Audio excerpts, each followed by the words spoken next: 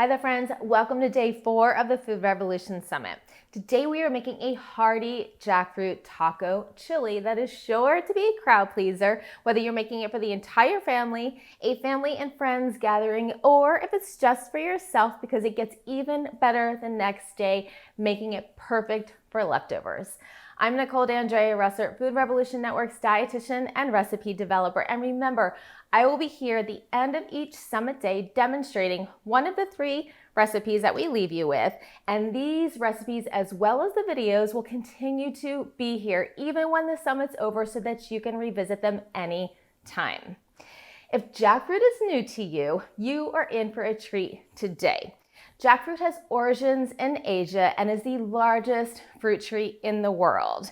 When left to fully ripen on the tree, it becomes sweet and juicy and has a soft texture like traditional fruit. When harvested early, before it has a chance to fully ripen, it has a chewy and satisfying texture, very similar to meat, making it the perfect meat substitute in recipes like soups and stews and tacos. So let's get started with this jackfruit taco chili. Another wonderful thing about this recipe is that it comes together very easily and quickly. You're just going to add all of these mise en place ingredients, all of your ingredients here, to the slow cooker and set it on high for 2 hours or low for 4 hours. If you don't have a slow cooker, no problem. You can add all of these ingredients to a large stovetop pot, bring them to a boil, and then bring them down to a simmer and cover them partially, let them simmer for about 45 minutes, and then it'll be ready. Okay, so let's get started by adding all of these ingredients to the crock pot, and we'll talk a little bit about each one. So first, we have 3 cups of pulled jackfruit. So for most of us, we're going to find jackfruit in a can in the grocery store. Jackfruit, like any fruit, can be seasonal and it can be hard to find fresh. If you do find it fresh, they're very large, and if you want to tackle that large fruit and pull the jackfruit out from that large fruit, then we fully support that. But if you can't find fresh jackfruit, then of course you can choose jackfruit in a can. Just look for a BPA-free can so that you can avoid the chemicals leaching into the jackfruit, and also look for jackfruit without any syrup. The can will say young jackfruit, indicating that it was harvested before it had the chance to become fully ripe.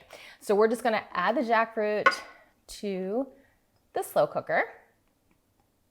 Next, we have 1 cup of organic tomato sauce. Tomatoes are on the Environmental Working Group's top 12 dirty dozen list for containing the most pesticides. So whenever possible, whenever looking for tomato products like tomato sauce, you want to look for organic whenever possible. If you can't find organic, buying conventional is okay. However, if you can choose organic, that's always better if there is a food on the dirty dozen list.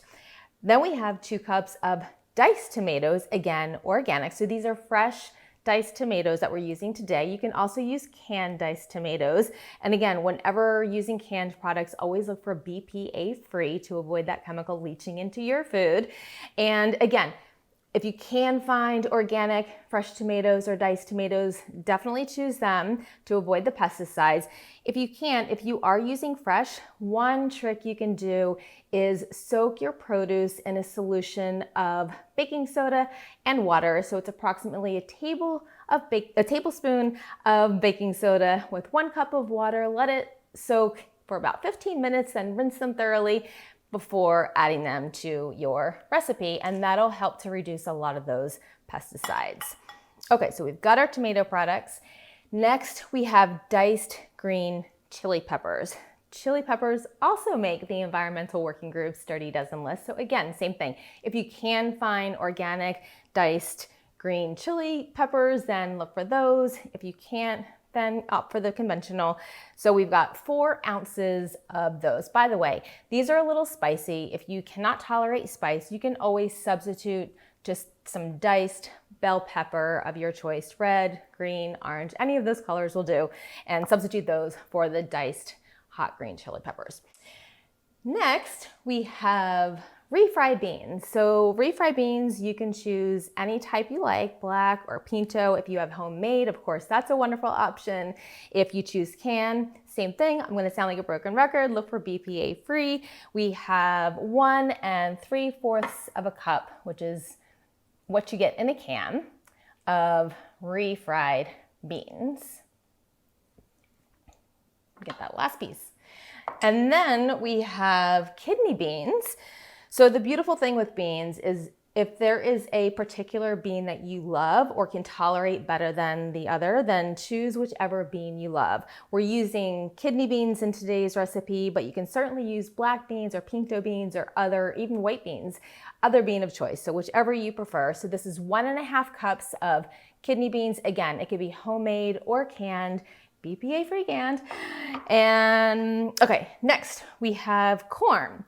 1.5 cups of frozen corn that's been thawed. Again, one of the lucky foods to make the list. It's bioengineered. Corn is typically bioengineered. And whenever you choose organic for corn, you're going to ensure that it is non-GMO as well as organic. So choosing organic corn whenever possible. Again, this is just if you're able to. If you're unable to find all organic, choosing conventional to still enjoy your vegetables in this dish, it's perfect. So next we have 2 cups of vegetable broth. So for vegetable broth, if you make homemade vegetable broth, that's fantastic.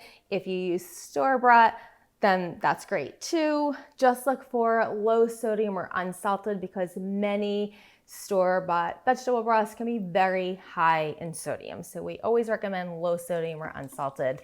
So we're gonna add 2 cups of vegetable broth to this.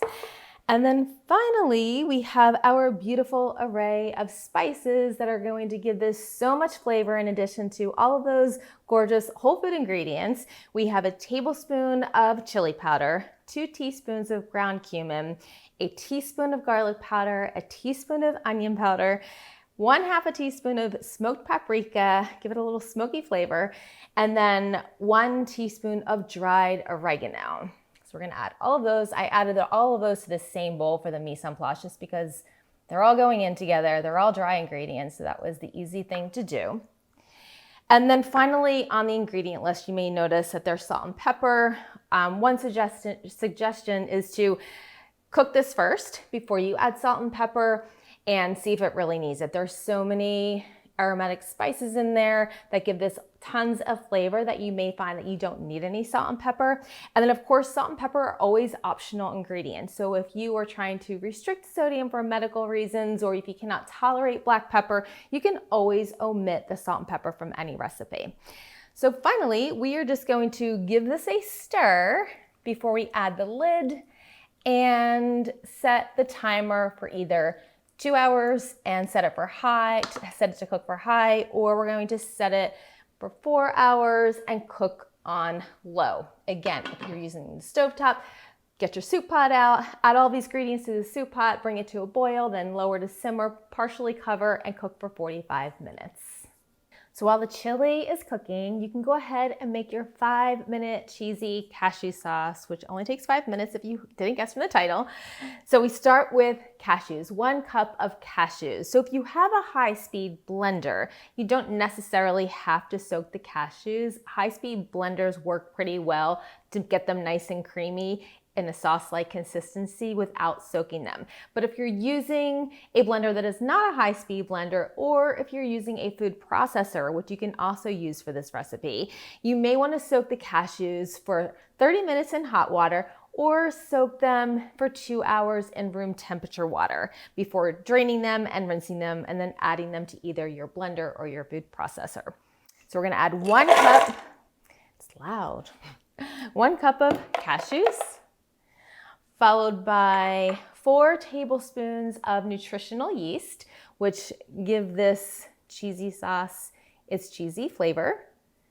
And then we have a teaspoon of garlic powder.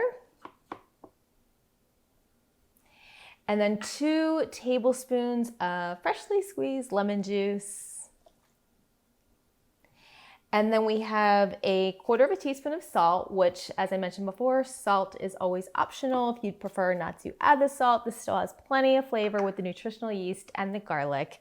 And then you'll notice that the water has a range from between 1/4 of a cup to 1/2 of a cup. Whenever an ingredient list calls for a range of an ingredient, start with the lower end of that ingredient and then make your recipe and then see if it needs more. In this case, we'll start with a 1/4 of a cup. We will blend the cashews and all the ingredients together, and then we'll check the consistency to see if we need the additional 1/4 of a cup of water to reach the consistency that we want for this chili, which we're going to add a little dollop on top. So we don't want it super thin. We want it more like just a cream consistency, so we can add a dollop on top. So now we are ready to blend.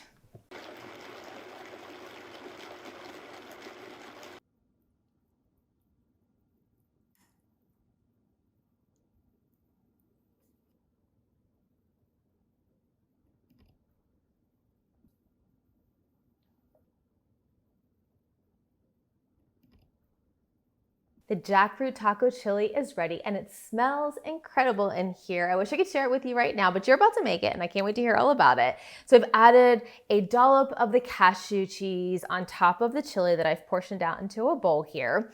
I wanted to mention a couple of things about the cashew cheese. Number one, it is optional. You don't necessarily need to make and add the cashew cheese to this, but it does add depth of flavor and creaminess that really brings this chili to the next level. But you can omit the cashew cheese and just add a sprinkle of nutritional yeast if you prefer to do that to add some cheesy flavor. The other thing I wanted to mention is that if there is a nut allergy in your family, you can always substitute raw sunflower seeds in place of the cashews to make a creamy cheesy sauce.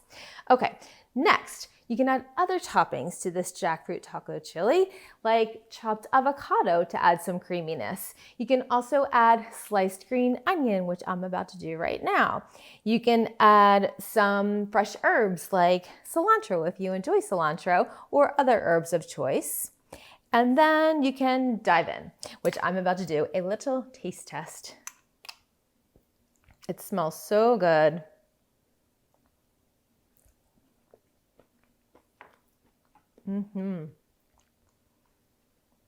Wow, yes. I do recommend the cashew cheese or the sunflower cheese. If you choose to make it, it really does add some nice creaminess to this. But again, this chili has so much flavor on its own with the spices. It has a lot of texture with the tomatoes and the beans and the jackfruit, of course. So I can't wait for you to try it. Please share your experience. I'm Nicole D'Andrea Russert, Food Revolution Network's dietitian and recipe developer. Tune in tomorrow where we will be making one of my all-time favorite dishes, an everyday lentil lunch.